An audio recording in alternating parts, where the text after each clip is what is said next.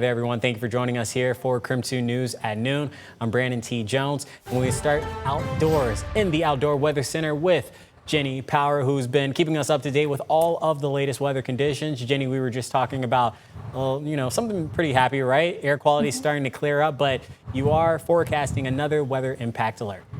Yeah, that's right, Brandon, here. And so we've seen a lot of this, but because of this incoming system that's on the way, we are going to talk about the risk of fire danger, which is why for now at this noon hour, I've stepped outside to the Outdoor Weather Center, and we kind of have to enjoy what we have while we have it, right, folks? We are sitting in the moderate range for our current air quality for much of Spokane County, as well as over into Coeur d'Alene. Still dealing with some unhealthy conditions further up north toward the Okanagan Valley through northeast Washington and a little bit over there into the Sandpoint area, but definitely some improvements when it comes to our air quality, especially for folks, though, if you do have respiratory concerns. We'll continue to monitor these levels very closely. As I've stepped out here at this lunch hour, conditions are nice, 77 degrees right now. We are seeing lighter winds coming out of the south that has pushed some of that wildfire smoke further north of where fires are burning. We're currently in the low 80s for Moses Lake, 79 degrees in Sandpoint, Idaho. That's also what we're seeing over in Coeur d'Alene.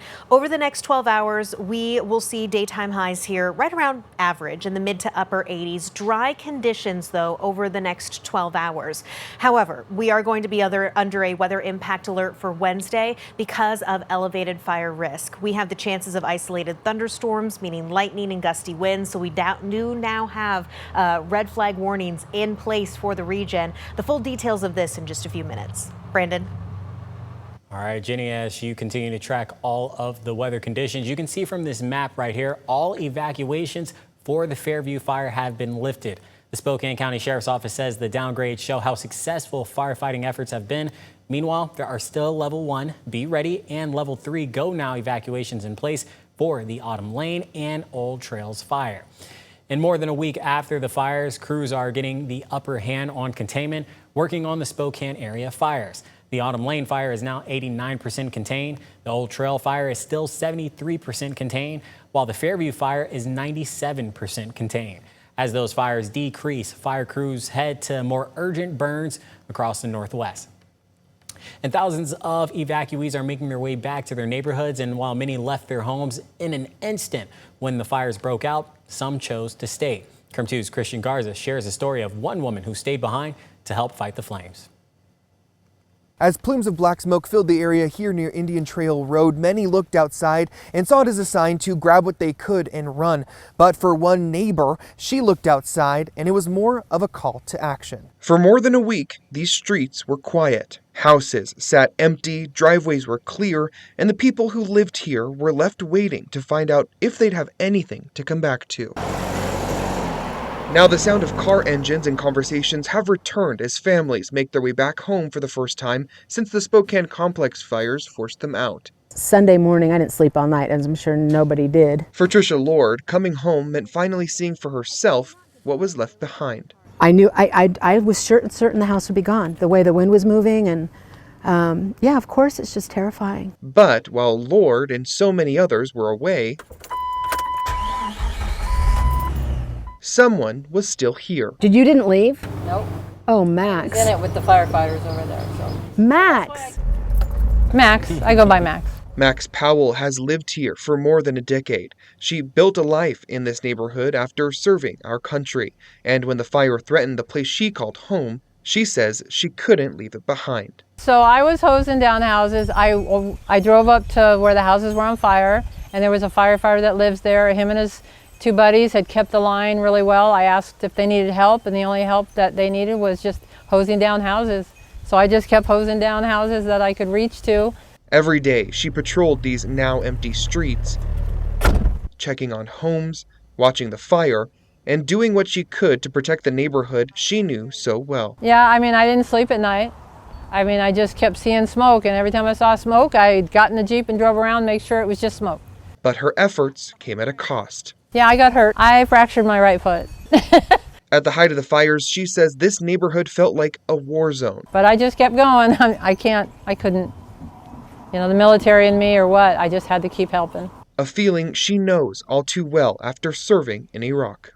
This, to me, was even worse. I mean, in Iraq, I didn't have my pets to worry about. I didn't have family members to worry about. You just took care of each other and just took care of the zones. But here it was different. I mean, you have loved ones around you and you're trying to keep them alive.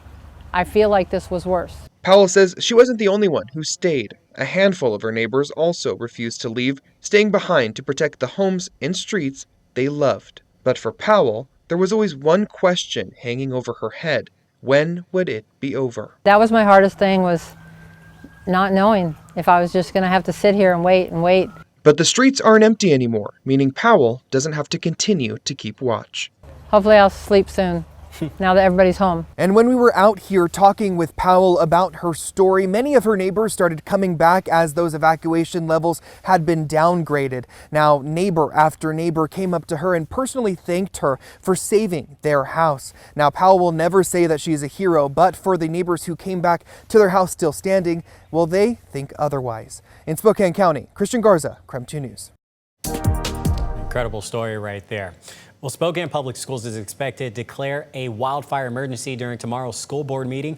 SPS says 16 schools and other district facilities have been impacted by the fires, affecting their ability to accommodate students.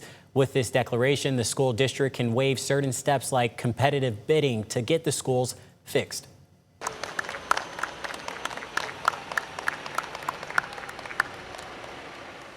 Well, new today, 2 truckloads of food arrived in the Spokane area for local food banks to support those affected by the fires. The Church of Jesus Christ of Latter-day Saints sent over a variety of nutritious, self-stable options like canned chicken, vegetables, soup, and fruit. Probably the biggest natural disaster we've had in the Spokane area. Our heart goes out to those individuals who've lost their homes. We feel very deeply for those individuals. So they're sending in a huge shipment of food today, and that will help us help the fire victims here, because we've had over 200 fire victims come to our brick and mortar location here in the valley, but we've also served over 100 families off-site with our mobile sites. Both Second Harvest Inland Northwest and Partners Inland Northwest received 38,000 pounds to strengthen wildfire relief efforts. Well, with so much destruction and heartache right now in our community, we've launched the Help to Northwest campaign. It's a partnership between KREM, the American Red Cross, and Rose Hours. You can help out and donate right now by using this QR code right there on your screen, or you can visit our website, krem.com, and click on the Help to Northwest link. It goes right to the Red Cross, and we want to say a big thank you. Together, we have raised more than $387,000 for fire victims.